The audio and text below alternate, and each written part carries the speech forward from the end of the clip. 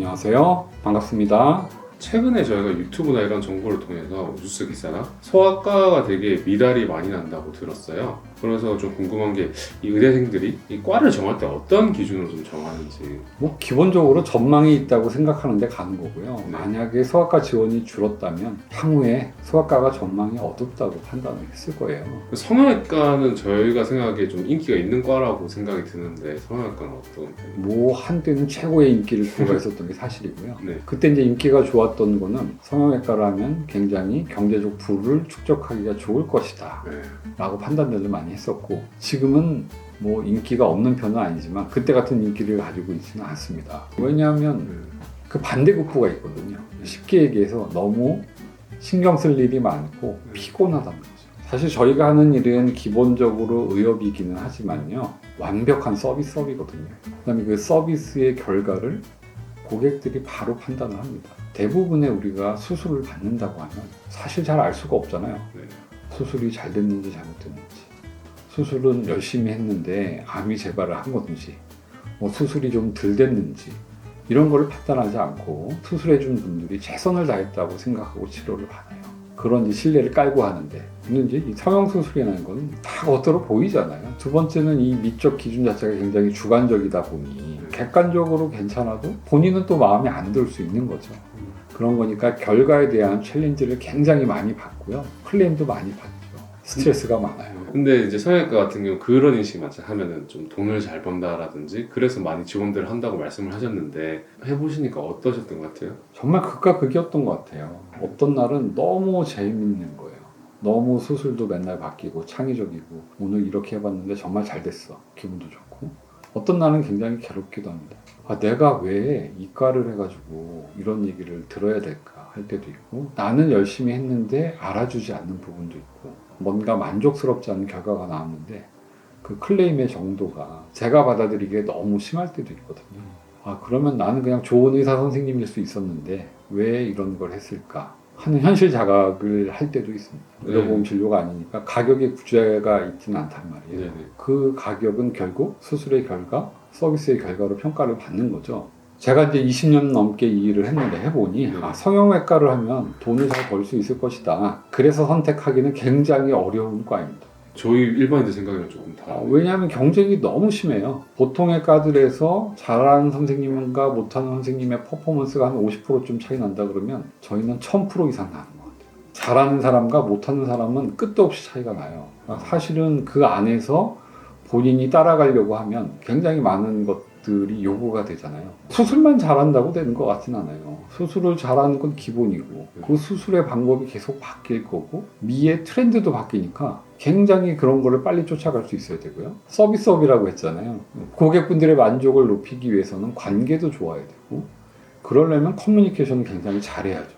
또 광고, 홍보 이런 것들도 중요하니 경영도 잘해야 되겠죠. 이런 모든 것들을 다 두루두루 잘해야 성형외과 의사로서 만족스러운 결과, 만족스러운 병원 운영이 될 수 있거든요. 어떻게 보면 종합예술이라고 제가 얘기를 하는데 네. 의사로서의 가장 본질적인 그런 소양 외에도 요구되는 것들이 너무 많아서 그런 거에 자신이 없거나 그거를 기꺼이 열심히 할 생각이 없는 사람이 한다 그러면 굉장히 본인하고 안 맞다, 이런 생각들을 많이 하고 힘들어할 것 같아요. 이 경쟁이 살아나면 좀 많은 양의 노력이 필요하다라는 말씀이시네요.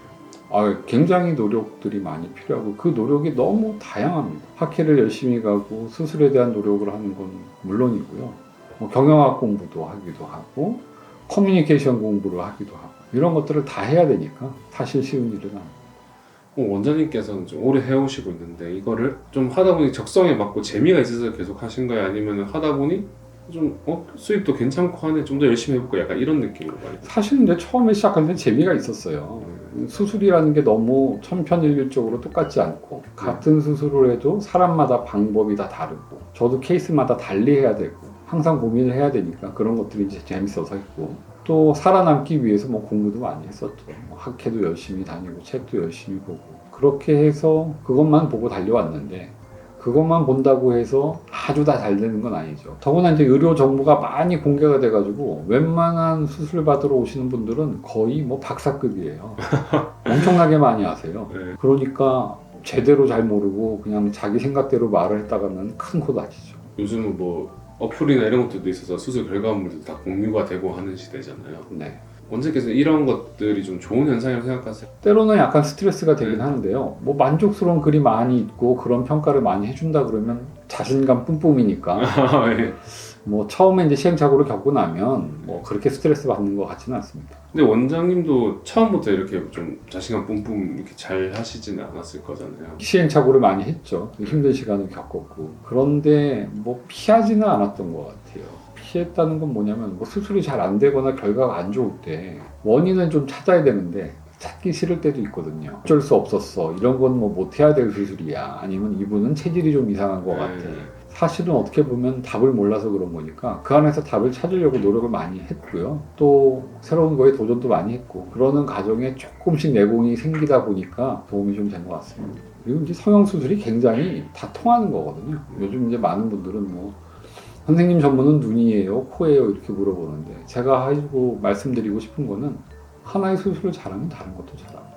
왜냐하면 수술을 바라보는 원리는 다 똑같은 거예요. 우리가 뭔가를 볼 때 한쪽 방향으로 본다 그러면 약간 시선이 편협할 수가 있습니다. 결론은 뭐냐면 눈을 하든 코를 하든 뭐 턱을 하든 얼굴이 이쁘려고 하는 거고요. 가슴을 하든 허리를 하든 힙을 하든 몸매가 이쁘려고 하는 거잖아요. 네. 그런 것들을 각각 어떤 한 시각에서 보는 게 아니라 다양한 각도에서 그걸 보고 해석할 수 있다면 훨씬 더 좋은 계획을 짤 수 있거든요. 그래서 어떤 한 전문의도 물론 중요하지만 다양한 경험을 가지고 그걸 해석할 수 있도록 선생님들 다 모두 노력하고 트레이닝을 해야 될 것 같습니다. 굉장히 경쟁이 심했고요. 사실은 이제 저희 졸업할 때만 해도 굉장히 우수했던 학생들이 성형외과를 많이 했거든요. 엄청나게 경쟁이 심한데 그분들의 대부분이 강남에서 병원을 하고 있고 지금도 끝없이 경쟁을 하고 있어요. 그래서 생각처럼 그렇게 녹록하고 싶지 않습니다. 경제적 수입을 원해서 이걸 하는 건 아닌 것 같고 왜냐하면 그 사람들이 다 정말 전력 투구를 하고 있거든요. 그렇지만 또 잘 되는 데는 잘 되고 잘 안 되는 데도 많고 그러니까 그 노력을 만약에 다른 일을 한다. 뭐 의사가 아니어도 좋고요. 또 경쟁이 좀 덜 심한 일을 한다 그러면 훨씬 빛을 발할 수 있지 않을까 이런 생각이 들어요. 그래서 단지 어떤 경제적인 거나 그런 걸 보고 선택할 건 아니고 내가 하는 이런 고민들, 나한테 주어져야 되는 어떤 명제들 아까 뭐 수술도 얘기했고 커뮤니케이션도 얘기했는데 그런 것들이 내가 재밌고 새로운 경험이고 그런 걸 맞서보고 싶다. 그런 분들이 하시면 좋겠어요. 그리고 이제 아픈 분들을 치료하는 것도 물론 중요한데 저희가 뭔가를 해가지고 그 사람이 이제 아름다워지고 예뻐지고 그래서 자신감을 찾고 굉장히 삶의 에너지가 넘치게 되는 걸 보는 과정도 상당히 드라마틱하고 즐겁거든요. 그런 걸 좋아하고 그런데 에너지를 많이 쏟고 싶은 그런 분들이 하시면 좋을 것 같아요. 원장님 자녀분이 있다면 추천하시나요? 자녀 저는 추천하고 싶지 않아요. 감당하지 못할 것 같아요. 네. 원장님은 계속 하실 거고. 이거밖에 할 줄 아는 게 없어서 계속 할 것 같은데 글쎄요. 제가 이제 다시 그 나이대로 가서 선택을 한다 그러면 의사를 일단 안 할 것 같은데 의사를 한다 그러면 또 다른 과도 한번 해보고 싶긴 합니다. 그런데 이제 제가 걸어온 길에 대해서 후회는 없어요. 사실은 이게 좋은 선택이었냐 아니냐 하는 거는 제가 어떻게 하느냐에 따라 달린 거잖아요. 네네. 그냥 뭐 저의 선택이 최선의 선택이 될 수 있도록 노력할 뿐입니다. 네, 원장님 오늘 성형외과에 대해서 알려주셔서 감사합니다. 네, 감사합니다. 네.